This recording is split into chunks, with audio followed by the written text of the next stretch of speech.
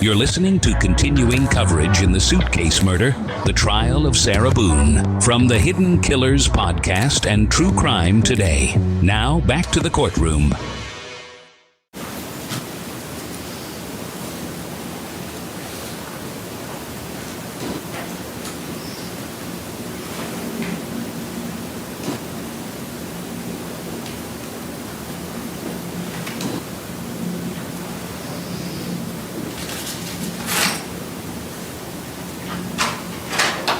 All rise, jury's in.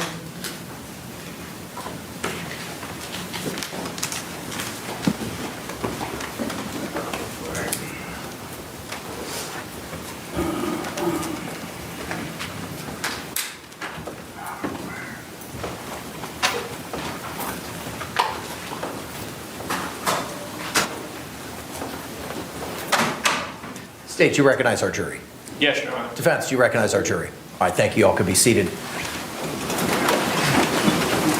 Again, members of the jury, if you could, just raise those hands, confirm you complied with the court's instructions. Record reflect all hands have been raised. All right, defense, at this time, you may call your next witness.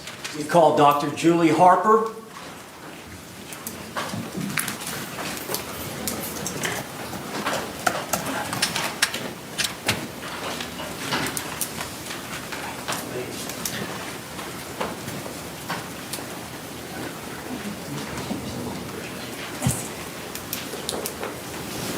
Do you swear or affirm that the testimony you should give shall be the truth, the whole truth, and nothing but the truth, so help you God? I do. Doctor, good afternoon. Could you state and spell your name for the record for us? Dr. Julie Harper, Harper. Thank you. Counselor, you may inquire. Thank you, Judge. Good afternoon. Good afternoon. I think you've already stated your name, but just introduce yourself to the jury. My name is Dr. Julie Harper, and I'm a licensed psychologist. Would you tell the jury your educational background? I have an undergraduate degree from Oberlin College in biopsychology. I have a master's degree from University of Denver. I went on from my master's degree to earn a psychological doctorate. That's called a PsyD. That was also from University of Denver.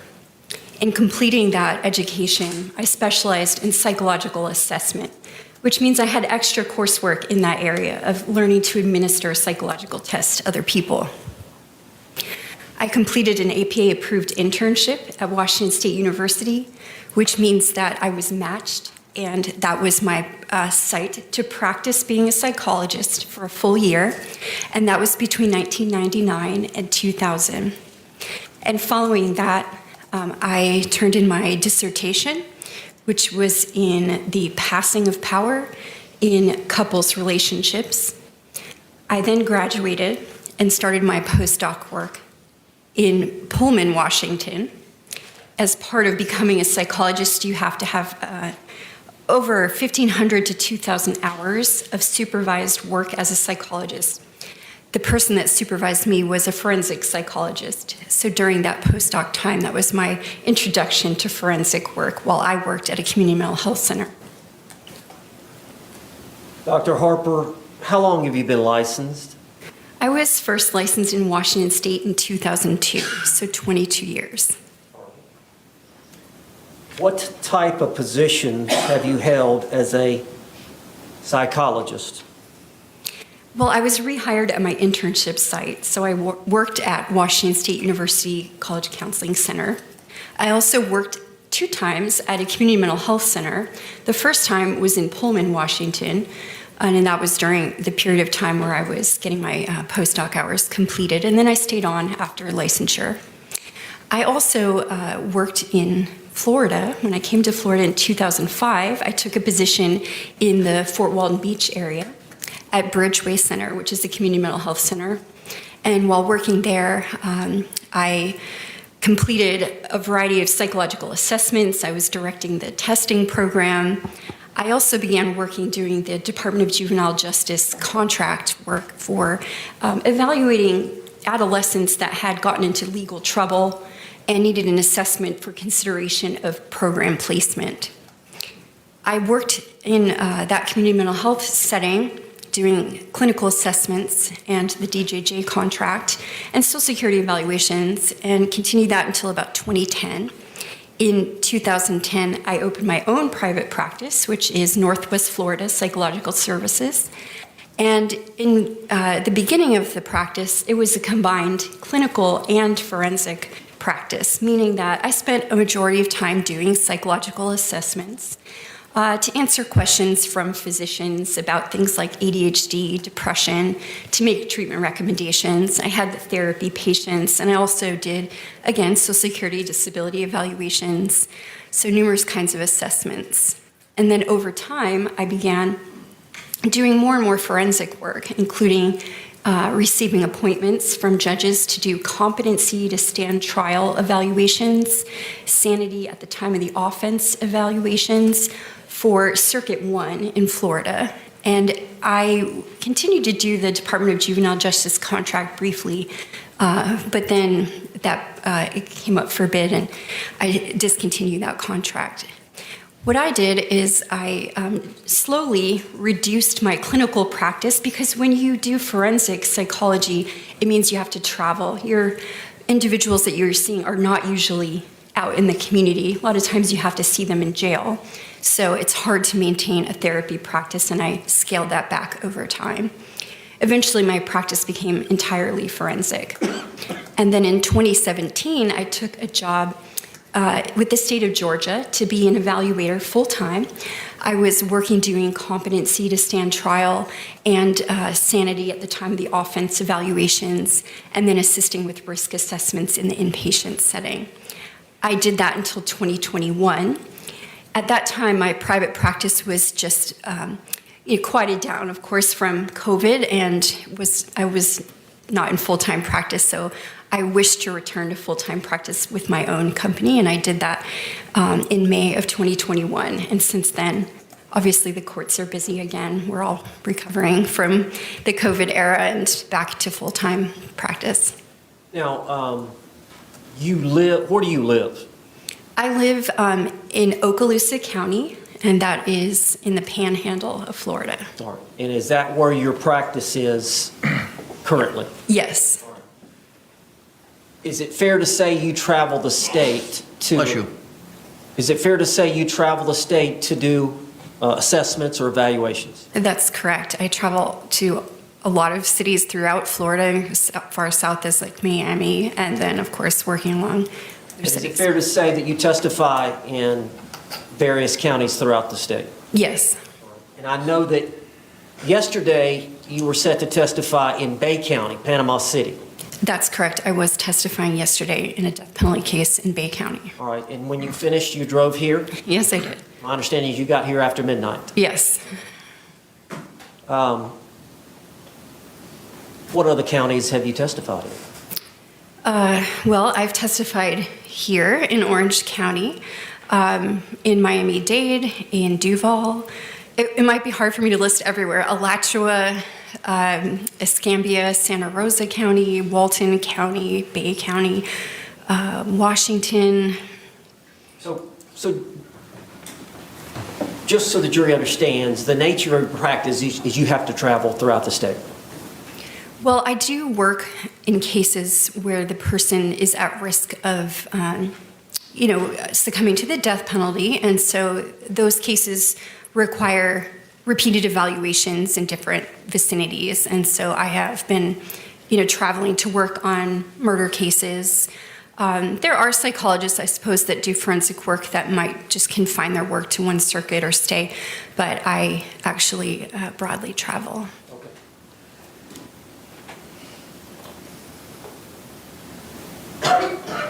You said that your practice is now entirely forensic? That's correct. What you said?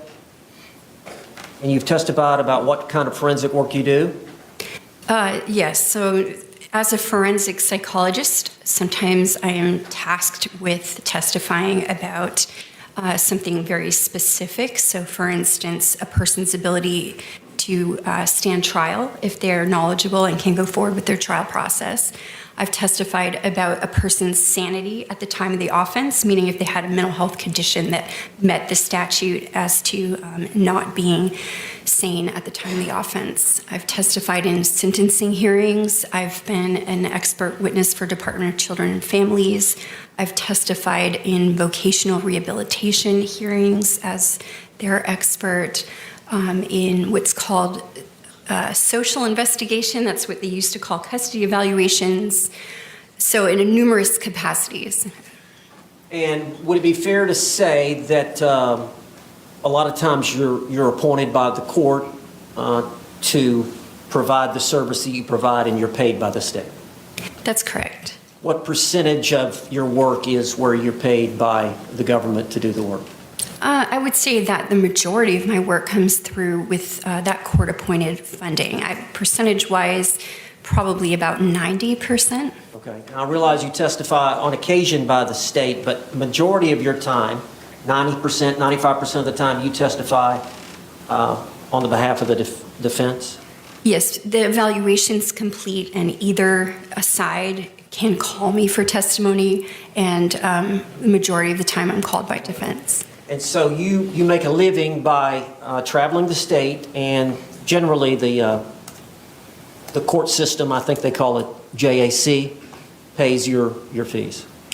So I make a living by performing work as a forensic psychologist, evaluating individuals, most of the time that are incarcerated in a prison or a jail setting, providing consultation to attorneys who might just have questions that would need a psychological expert to explain something to them. I also do fitness for duty evaluations for law enforcement, pre-employment evaluations for law enforcement and firefighters. So depending on the work that's needed, I do those. Doctor, how is a forensic psychological evaluation different than a regular psychological evaluation? Can you tell the jury? Sure.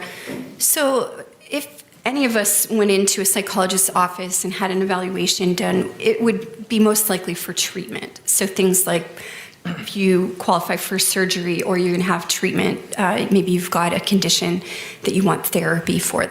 A psychological assessment is very helpful in identifying a diagnosis and then setting a course for treatment. A forensic psychological evaluation has many of the same procedures, but the aim is really different.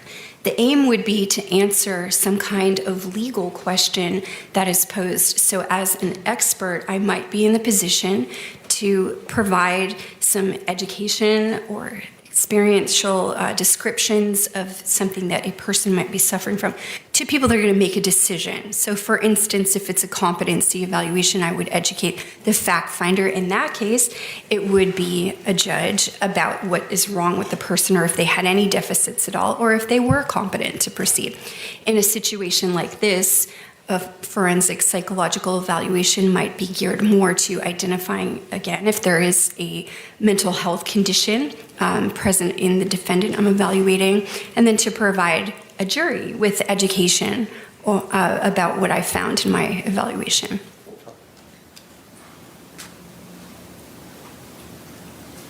How many forensic psychological evaluations have you conducted? Estimate. So just as an estimate, it's clearly more than 4,000. I've been doing forensic psychological evaluations as far back as 2007. Have you been qualified as an expert to testify in forensic psychologist in court as a forensic psychologist? I have. And you said you've testified for the prosecution. Yes. And you've testified for the defense. Yes. Is there any difference in the work that you do depending on who hires you? Which side? Absolutely not. A forensic psychological evaluation is an objective assessment of what's going on with the person. So you should be performing the same kinds of procedures in doing the evaluation. It should not matter who's retained you. What you're trying to do is answer a question. Are there times when you actually do an evaluation and assess an individual, but then you're not actually called to testify? Yes, many times that's the case. You will provide your feedback to the attorney, and then it's up to the attorney to decide if there's anything in there that would be useful to them, or if they're pursuing a certain kind of information for the court, they would choose to call you for testimony. Dr. Harper, do you recognize Sarah Boone at the defense table with Tony Henderson? I do. When did you first get involved with Ms. Boone? It would have been in around June of 2020. It was the first I heard of her case. And what were you asked to do? A comprehensive psychological evaluation of Ms. Boone. And did you do that in Ms. Boone's case? I did. Okay. Were you given materials to review? I was. Is that standard operating procedure? Yes. You assess the client individually, one-on-one, and then there are collateral evidence or material that you also consider? Yes. Can you tell the jury about that? Yes. So in forensic work, there are a variety of documents that are usually available in assessing a defendant. In this case, for criminal court, you would see things like witness statements. There might be body cam footage or just more information about the offense itself. Sometimes there's an interrogation video. So you would get kind of the legal description of the offense and the things that have occurred. I also will often get educational records of a person, mental health records, hospital records, things of that nature that would describe their biopsychosocial history to me. And you were given materials as it relates to Sarah Boone to review? Yes, I have been. How many times did you meet with Sarah Boone? So 9 times. All right. Can you tell the jury what you did as part of your evaluation of Sarah Boone? Well, we had a clinical forensic interview in which I reviewed her background history, so her early childhood. I also assessed her with assessments, meaning I administered 3 psychological tests to her. I reviewed her prior mental health records, her interrogation video, some prior information about her legal history. So she had been previously arrested. I reviewed that as well. We had an opportunity to review the transcript of her interrogation video. So there were a variety of things that would be considered what I did with her. Okay. So you considered some medical records? Yes. And did you also consider some records from Jorge Torres' records? I did see his hospital records. Now, do you consider, in doing an assessment and forming any opinions, an individual like Ms. Boone's upbringing in terms of where they grew up and what their family environment was like?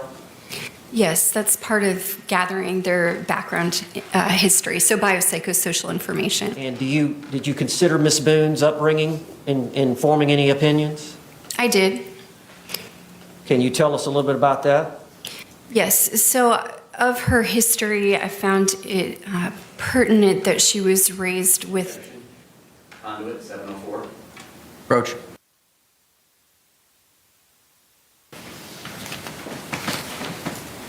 Would you have considered, as part of her family background,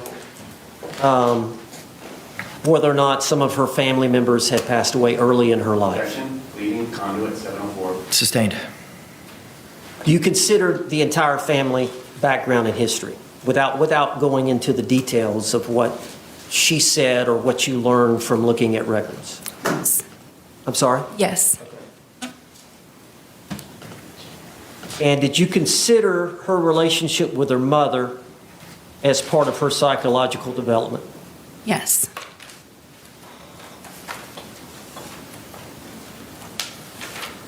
Now, do you believe that Sarah Boone does have some narcissistic traits? I do. she doesn't qualify or meet the criteria for that diagnosis, does she?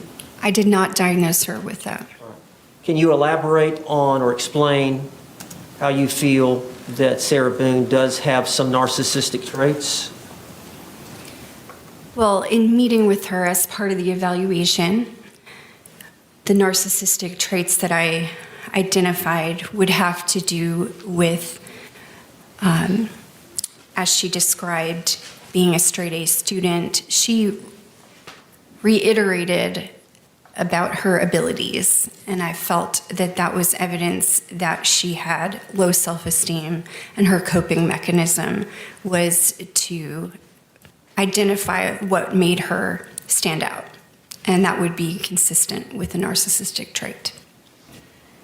Now, I know there's been reference in this case to a manual that all psychologists, all psychiatrists refer to. Do you have that manual with you? I do. And what is the name of that manual? It is the Diagnostic and Statistical Manual of Mental Disorders, the text revision. So it's the DSM-5 text revision. Now, Dr. Brannon testified earlier today, and there was some evidence relating to when you suffer from narcissism, there's a sense of grandiosity. But is that from this manual, in your studies and your experience, where they require excessive admiration and whatnot, that there's a reason for that? If I'm understanding your question, there's a criterion in narcissistic personality disorder related to that. What I'm getting to is many times you may have these narcissistic traits, but really you suffer from very low self-esteem. That's the underpinning of that criterion. Would you explain that to the viewers? If I'm allowed to reference the DSM, then I can explain it best. Just don't read from it, just All right. you need to review, if you need to read a paragraph and then explain it to the jury.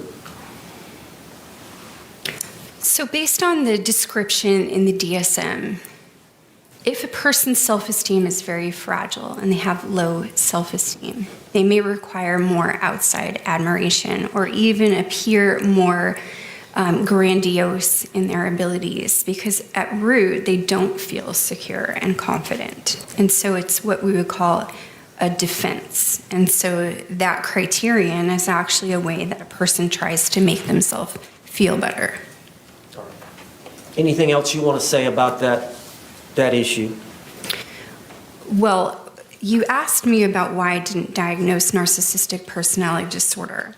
And again, from the DSM, Are there criteria? there are criterion for each disorder. And so when you're assessing someone, they have to meet all those criteria for you to form that opinion that they actually suffer from that disorder?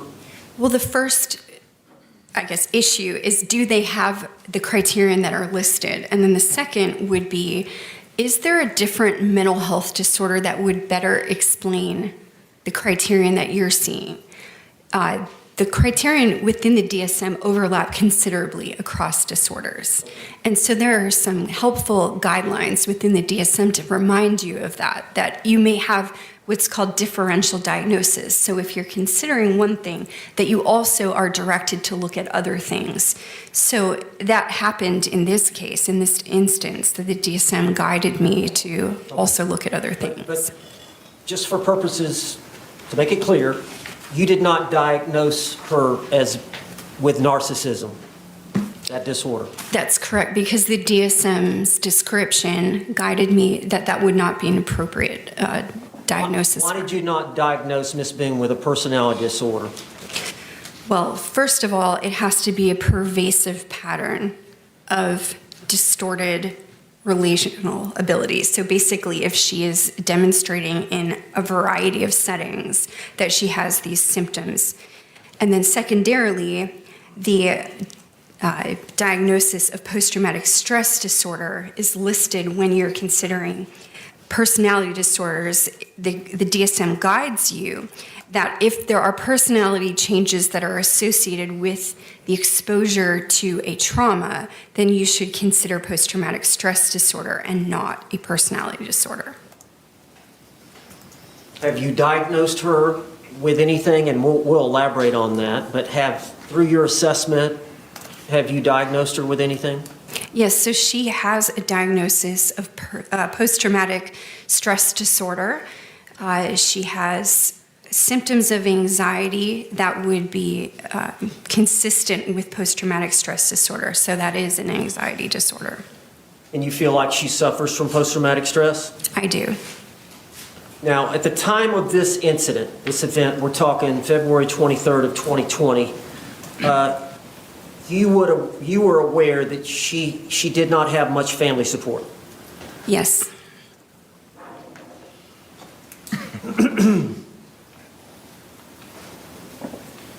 Doctor, why do you administer psychological testing? Psychological testing allows an objective measurement of what the person's symptoms may be as compared to sort of an average. So if we can see what the average range on a standardized measure would be for any person, if there is an interpretable difference, that gives me clinical information. So it's not just relying on what the person has told me. I've got an objective measurement that I can compare to other people. And then I also administer psychological testing in a forensic evaluation to help assist me in making sure that the person is intending to put in good effort with me. In some forensic settings, a person may have a reason to present symptoms, like if they're in a custody evaluation, for instance, they might have a reason to minimize symptoms, or they may exaggerate something else. And so assessments as to the person's response to you and if they're validly participating are important. So there are tests to see if you're faking or malingering or that type thing? Right, and so you would call it feigning mental health symptoms when the person is either far exaggerating a symptom they do have, or if they're pretending to have a symptom that they do not actually have. Okay. Now, as it relates to Sarah Boone, what type of psychological testing did you administer? I administered the inventory of legal knowledge, and that is a test that has to do with whether or not she was validly participating regarding her understanding of the legal process. I also administered the Miller Forensic Assessment of Symptoms test. Now, explain to the jury what that Miller Forensic Assessment of Symptoms test is. So that is also a test of feigning to identify if she's validly participating in the evaluation. So if she had endorsed psychological symptoms or psychiatric symptoms that would be unusual or not typical of a valid psychiatric patient. What were the results of Ms. Boone's test on the Miller Forensic? She validly participated. There was no indication of any feigning or malingering. And as far as the inventory of legal knowledge case, what were the results? Again, she was validly participating, and she did not even come close to the cutoff that would put her in the range of feigning. Can you tell the jury what the purpose of the clinician-administered post-traumatic stress disorder scale is? Yes. So that would be considered a very useful assessment of post-traumatic stress disorder. It allows me to interview a person about exposure to a traumatic incident and then identify if there's a change in behavior that has occurred as a result of that exposure to trauma.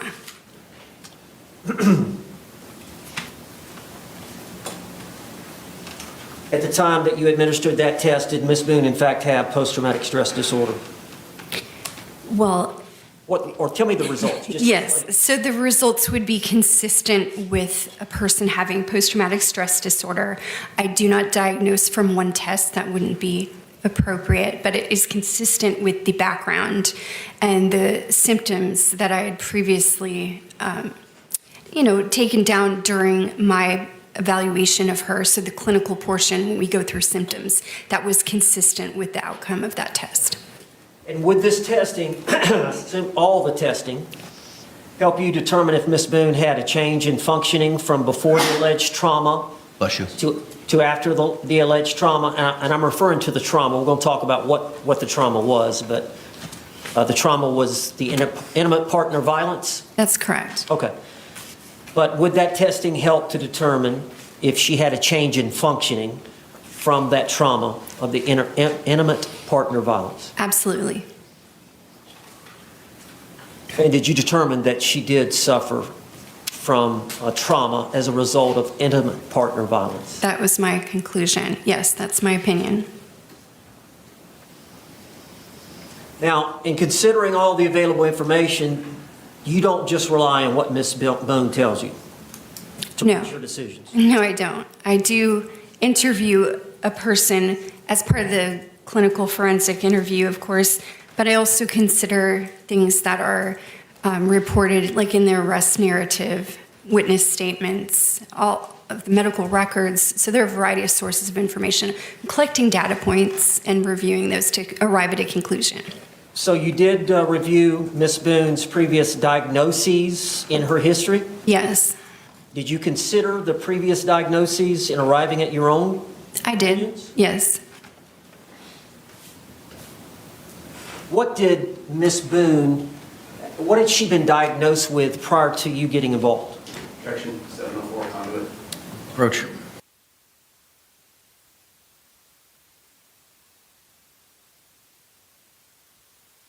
The objection is sustained. But you would agree, and I think this is a fair question, you would consider prior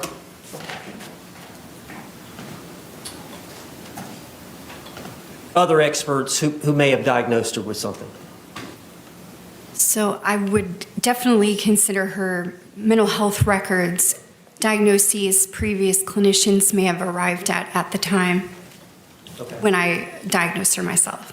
Okay, and given the assessment that you did with Sarah Boone, and considering the totality and the time you spent with her and the other records, did you diagnose Sarah Boone with anything?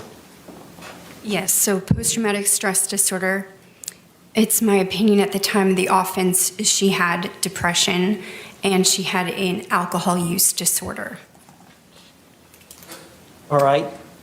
I know we've talked about post-traumatic stress disorder. I don't know if I need to ask you anything further. I think the jury probably understands that. Is there anything else you wanted to add about that disorder? I'm not sure what the jury's already been told about post-traumatic stress disorder, but in Sarah Boone's case specifically, because of enduring, she specifically noted the time that she was stabbed with the knife as being an extremely... Sustained. You have viewed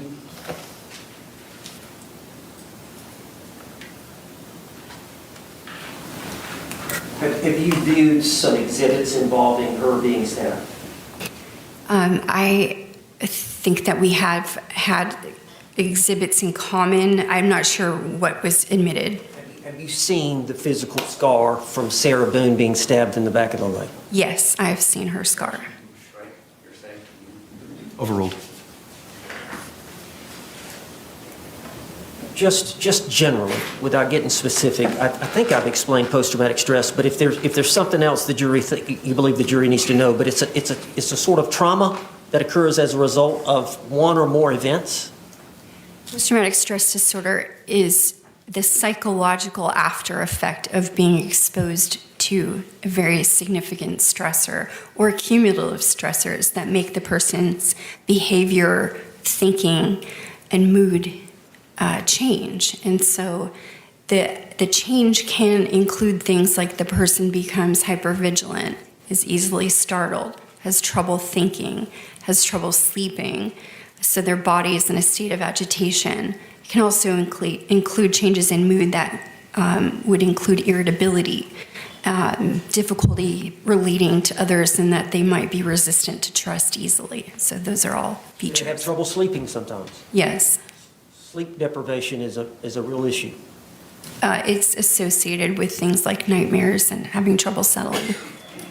Now, you mentioned that you had diagnosed her with depression. Can you just give us a general understanding for the jury of depression?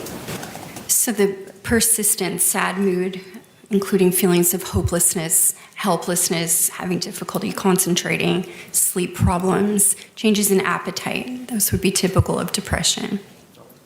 And Sarah Boone suffered from that? Near the time of the offense, yes. All right, can you explain to the jury alcohol use disorder? That's a fairly new name. That's 5 or 6 years ago. The manual came up with a different name. It did, right. And so that would be, in layman's terms, you might call that alcoholism. It's a tendency to drink too much and then have some kind of consequence in your life as a result of your substance use. And alcoholism can be depending on how much you drink and then how often you drink. That's right. All that is something that you would consider in diagnosing. Yes. The many people who suffer from alcohol use disorder, I don't know how to put this, are they in denial? I would say that is one of the stages of alcohol use disorder and amenability to treatment. So in denial, it's because you do not want to acknowledge that there are consequences from your use, because in doing that, you might have to reduce how much you're using. So to deny means that you feel that you can continue your use without having to change that. So you want to maintain the access to the substance. You don't have a problem. That's right.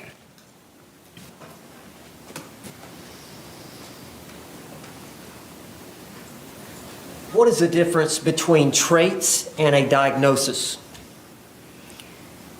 Well, we all have personalities, and so you're going to have coping mechanisms that include personality styles. So, for instance, even though you might not be diagnosable as something, there are times when if you're upset, hurt, frustrated, you have a mood state that's unpleasant, you're going to deal with that by using some kind of coping mechanism.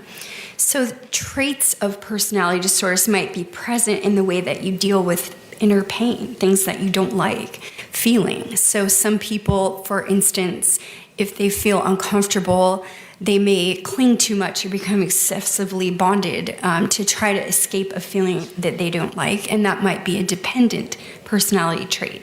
It doesn't necessarily mean that they have a personality disorder, because that would have to be pervasive across all the environments. But when stressed or upset or not feeling good, you're going to use some kind of coping mechanism, and that might be one of the criterion, for instance, of the personality disorder. You would call that a trait. And is it your understanding that this trauma that one suffers from repeat domestic violence can cause one to be considered suffering from the syndrome, we call it battered spouse or battered woman syndrome? Yes, so the diagnosable condition would be PTSD or post-traumatic stress disorder. That's how a clinician would label the response to trauma. The pattern between partners, the person's coping mechanism because of that trauma, that would be what's considered battered spouse or battered partner syndrome. And you're aware that concept of being traumatized by the battered spouse syndrome or the post-traumatic stress is relevant to a self-defense case? Yes. In a criminal context. Yes, I understand that. Could you tell us a little bit about that?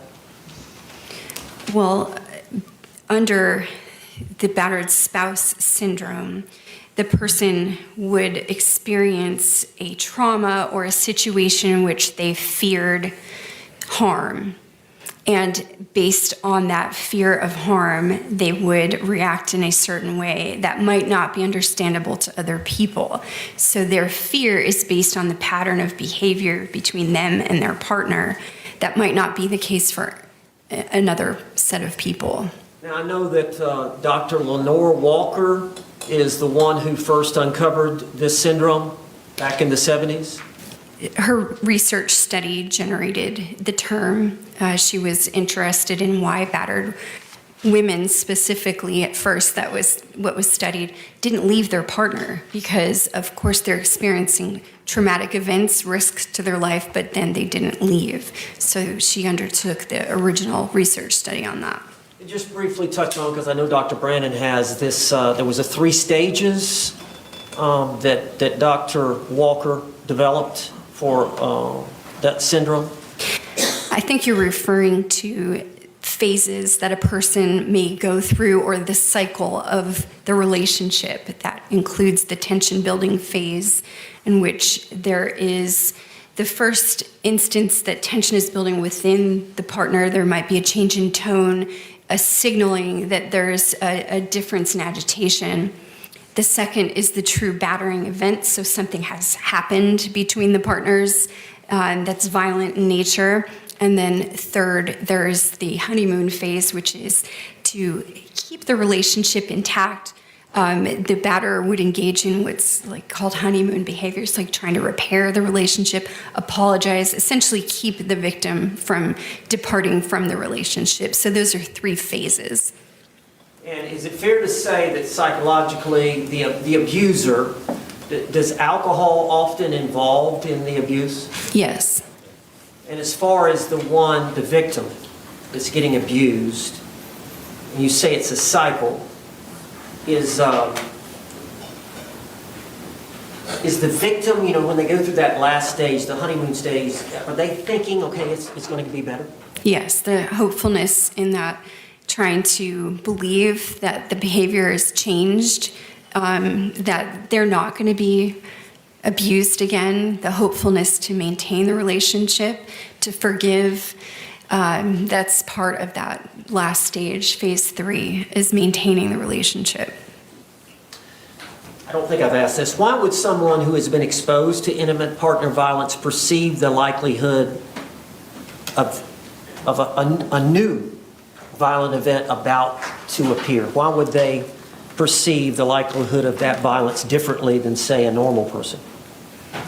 Well, it speaks to the pattern. So any relationship will have its own special pattern, that you have things that only your partner knows about you, or certain looks that you give that mean something, and you learn that over time. So over a period of incidents, basically, the victim begins to perceive cues that would signal impending danger. Those cues could be really subtle, just a change in tone, or some small behavior that might not mean much to another person, but it has preceded other violent acts. So, for instance, if your husband decides that he is not going out that night, he might put on different clothes to stay home, and that could be a signal, like abuse and violence has occurred in his stay-at-home clothes, for instance.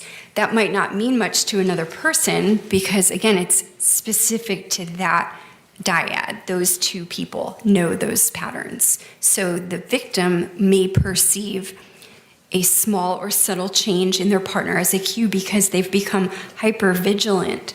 The body knows when it's experienced a threat to itself, and it will take note. We record memories differently when we're at risk. So these subtle cues become very well memorized by somebody who's being victimized. Now, on this, and battered spouse syndrome is a subset of post-traumatic stress disorder, which you've diagnosed Sarah Boone with. When those personality changes occur and they persist after an individual has been exposed to this extreme stress, is that when the diagnosis occurs?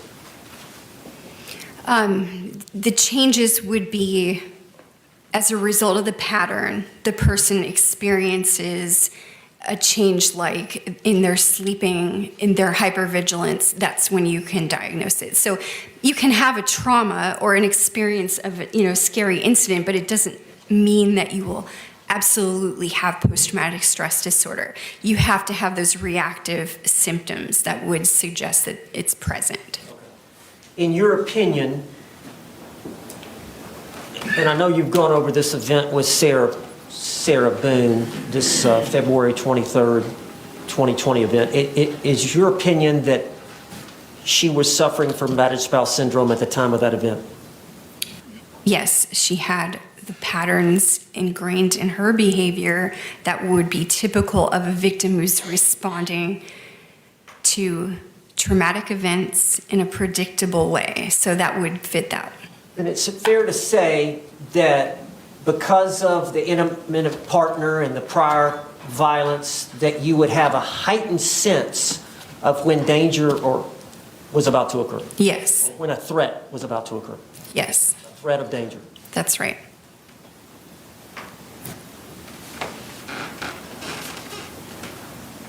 Now I want to talk about placating the abuser. A victim placating an abuser. Are there predictive cues which an abuser may exhibit to a victim that result in a high level of anxiety arousal, in which the battered woman may attempt to reduce through several different means to delay the beating? Can you explain that? Yes. So the phase of the relationship that starts with that tension building, that is a jumping off point potentially. So if you can stop the escalation, you might stay in phase one for a period of time. Phase one being that tension building phase and trying to reduce it and not allow it to escalate. So placating the abuser might include distraction. It could include substance use. It could include a change of scenery. There are a lot of things that a partner will learn to do so that they don't have the escalation into an abusive event, if possible. Doesn't always stop it. Now, in reviewing all of the data, all the reports, the medical records, and whatever reports you considered, videotape that you may have watched, as it relates specifically to Sarah Boone, are her words her power? Her words, I would say, are the weapon that she has. Explain that to the jury. In reviewing the available videos that I had to review, you would see that when Ms. Boone is very stressed, when she's experiencing a high level of anxiety, she becomes short in her tone. You can hear that in her voice. There's a strain, sharper words come out. I think that that is the way that she would try to respond to Mr. Torres. You can hear that sharpness in her voice when she's very stressed out. Now, would you agree that victims may exhibit a range of behaviors when they're suffering from intimate partner violence? Yes. Self-isolation, Yes. suicidal thoughts, Yes. substance abuse, Yes. and there are often physical signs of injury such as bruising, That's correct. chronic fatigue, Yes. learned helplessness. Yes. Can you tell I know Dr. Brandon spoke on it, but could you tell us a little bit about that? So learned helplessness is when you start to form the opinion that nothing's going to make any difference. It comes originally from an animal study in which dogs were shocked, and the research study indicated that even when dogs were given an opportunity to escape the environment in which they were being shocked, if they were shocked enough, they just stopped trying to escape. So even though they had an opportunity to do so, they did not do that. That's called learned helplessness. It's the idea or belief that what your actions are going to do are not going to make a difference, so don't try. What are intrusive memories? Intrusive memories are an element of post-traumatic stress disorder in which you don't want to be thinking of a traumatic event, but it intrudes on something else you're trying to do. Like maybe you're folding socks or something like that, just doing something mindless, and that's what takes over your thought process. It's not something that you're trying to think about. We could plan what we're thinking about, or sometimes if you're just having this intrusive experience, that's not what you were intending to think about at all. Is that one of the conditions that someone may suffer when they have this syndrome of battered spouse? Yes. I know there can be triggers that bring on these memories. Am I correct? That's correct. Are there also symptoms of this syndrome where, like in the alcoholism, where you have denial that you're in the middle of this cycle? Well, as part of the relationship, there's an element of pleasure. Like you have early on in the relationship something that binds you together. So you're remembering that, you're hoping for that, even though the repeated cycle is going through the phases 1, 2, and 3, you keep hoping for elements of that honeymoon phase, wishing that it was better. So it is like denial. You're imagining the way it used to be. You have a recollection of that person showing you positive behaviors, and you're hoping for that. I also think it is typical for victims to not reveal to other people that the abuse is going on, and it seems like denial. In other words, your coworkers ask you, like, are you okay? Did something happen to you? You're not likely to disclose that. That looks a lot like denial. It is a denial in public of some of the private issues that you're having in your relationship, and that's because it's embarrassing. It's revealing a loss of control to other people. It's revealing that things aren't perfect. You might even get feedback that you should leave your partner, and that's unwanted because you're already having that, concern in your own mind about it. And so, it seems like denial on the outside to hide it.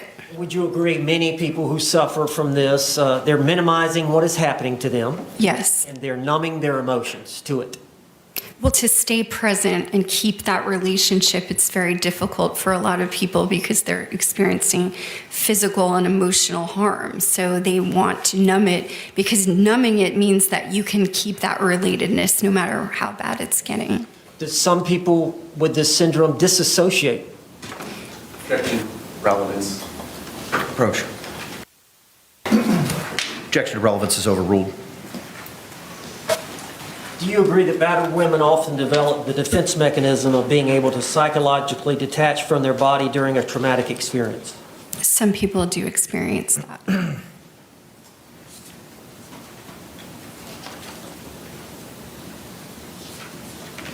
I'm just going to list some of the symptoms that you find in battered spouse women, and just to see if you agree with these. We talked about intrusive memories and flashbacks of the past traumatic events. You agree with that? Yes. The severe anxiety and hypervigilance. Yes. The panic attacks. That is sometimes present. It depends on how the person experiences anxiety, but some do have panic attacks.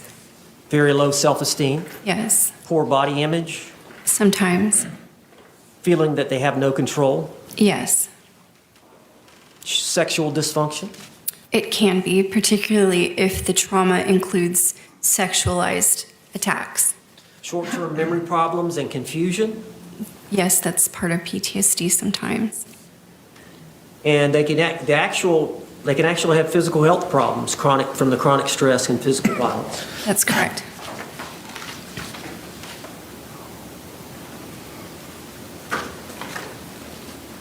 Fear. Yes, Constant fear. that is correct. Now, the abusive partner, the abuser,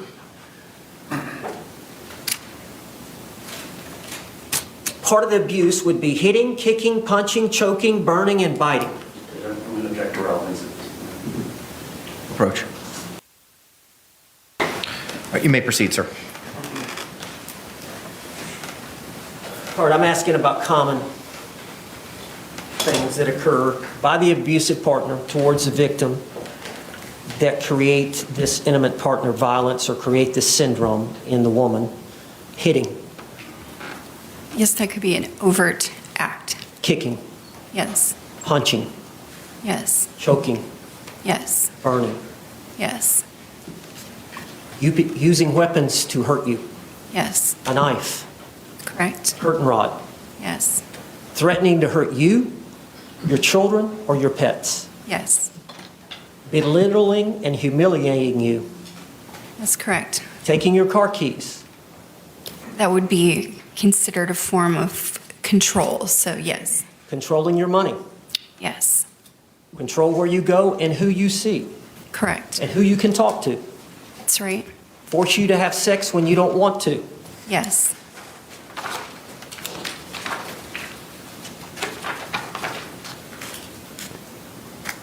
Stalking you. Yes. Slapping you. Correct.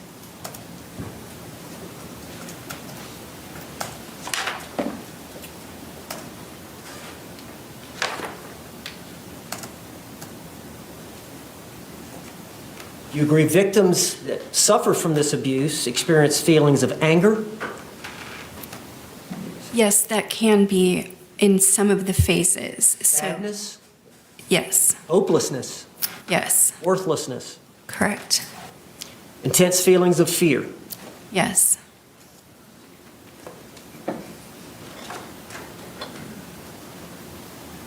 Abusers have a tendency to have low self-esteem themselves. Ask Nancy. Overruled. Abusers. Overruled. The abuser can have low self-esteem himself, Yes. have a desire for power and control, Correct. have a tendency to use alcohol or drugs. Yes.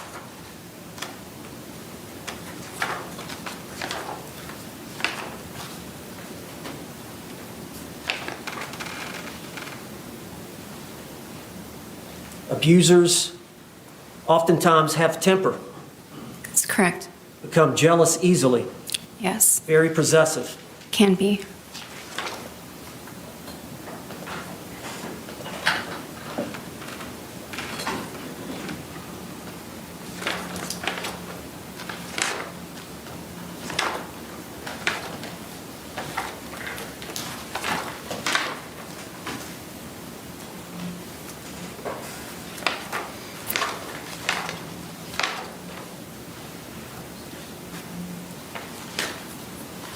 The victims can suffer from severe psychological distress.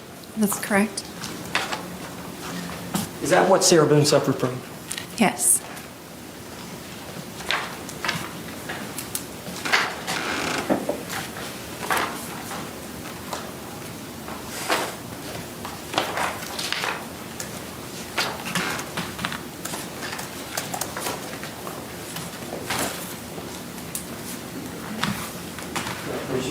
Yes, sir. Do you have those pictures?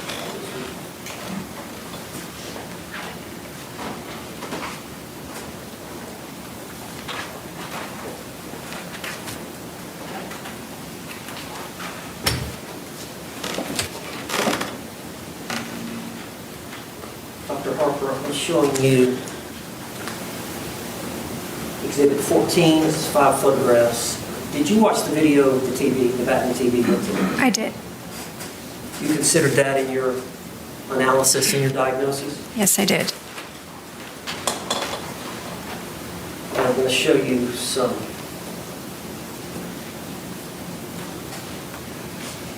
pictures. Exhibit 12. I believe she's testified that this is where the curtain line. Are you familiar with that? Yes. Exhibit 11. Are you familiar with this photograph over here? Yes. Exhibit 10, which is her arm. Are you familiar with that photograph? Yes. Exhibit 9, which is a picture of her bloody knee. Exhibit 8, picture of her black eye. Yes, I've seen these. Picture, Exhibit 7, picture of her, Sarah's lips and it's like her eyebrow. Yes. And this is a composite Exhibit 6, which is of the stab to her leg. Are you familiar with those? Yes.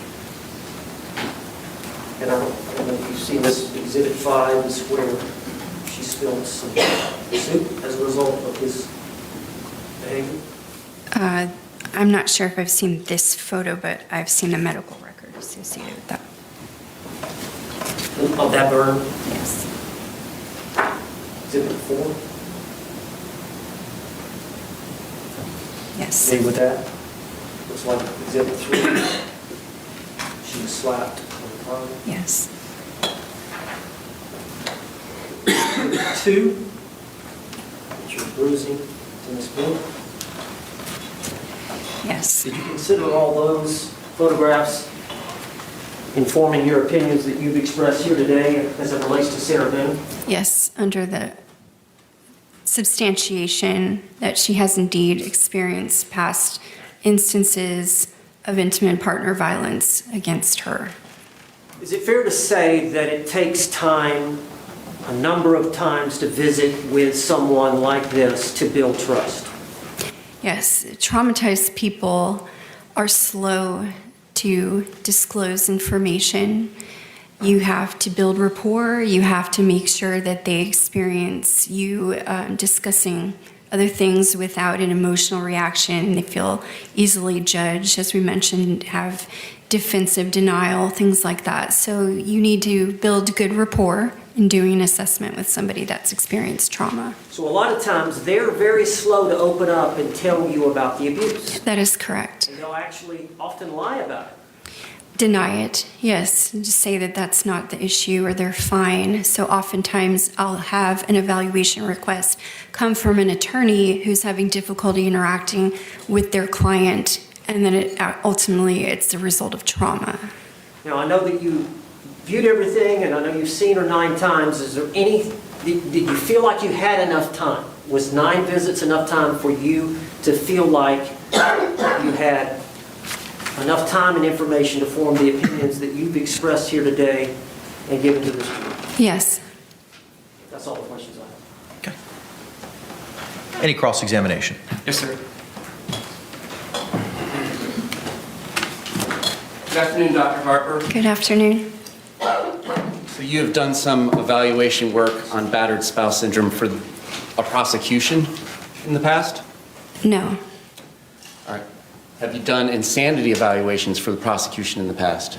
I have been called to testify about that. So you understand when the government obtains a court order for their expert to come in and do an evaluation, it's for one evaluation, correct? I believe that you're saying that the government can retain their own expert, yes. No, man, what I'm talking about is you just went through that you had 9 visits with Ms. Boone, correct? I did, yes. And that was over the course of 8 different days, because 2 of those visits were morning and afternoon sessions, correct? That's right. And what we are trying to help you have the jury understand is that when you get hired by the government and the court gives you an order to go evaluate somebody, you get one crack at the apple. Is that your understanding from your past work working for the government? No, that's not always correct. There are many instances in competency evaluations where evaluators will request additional visits if they cannot determine their opinion on the first visit. All right. Specifically when it comes to an affirmative defense, such as battered spouse evidence and insanity, what is your understanding and your expertise? What is my understanding of the One. issue? Oh, Judge, the question... Legal objection. Objection? Legal grounds. He asked a question about battered spouse and Approach. insanity. Objection sustained. When it comes to an affirmative defense such as battered spouse syndrome being used for self-defense or, not and, insanity, it requires a court order for the state to go have an evaluator go, right? yes. All right. Now, what are the agreed upon criteria for battered spouse syndrome?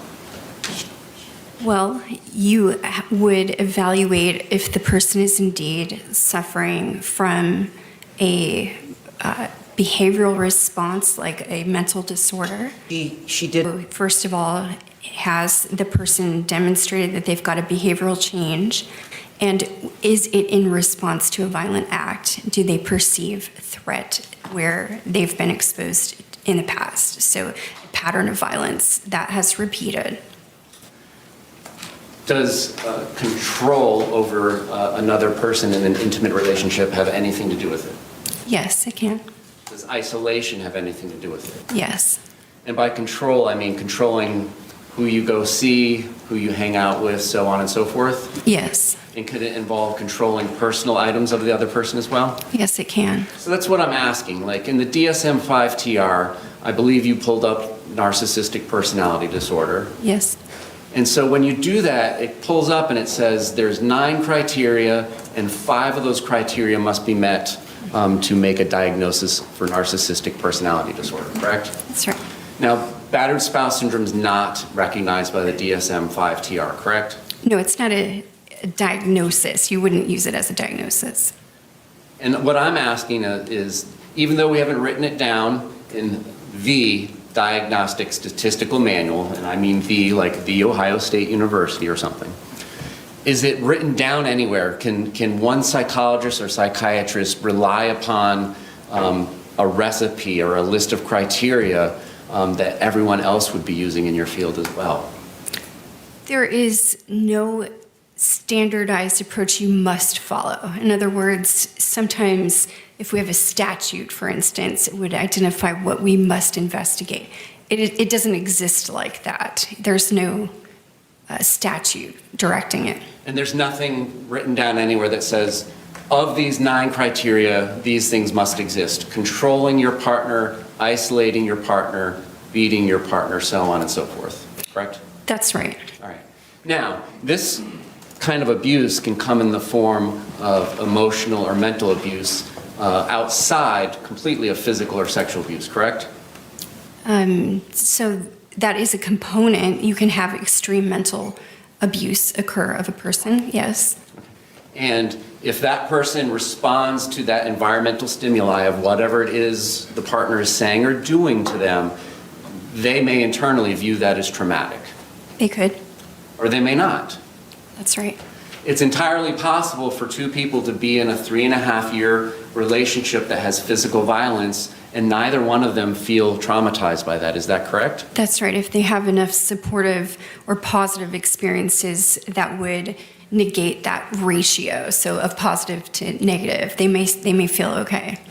And a man can be subjected to this sort of trauma, whether it be physical, emotional, or sexual, by an intimate partner as well, correct? That's right. And it's basically it's unique to each relationship, right? That is right. More continuing coverage in the suitcase murder. The Trial of Sarah Boone is on the way. From the Hidden Killers podcast and True Crime Today. Press subscribe now.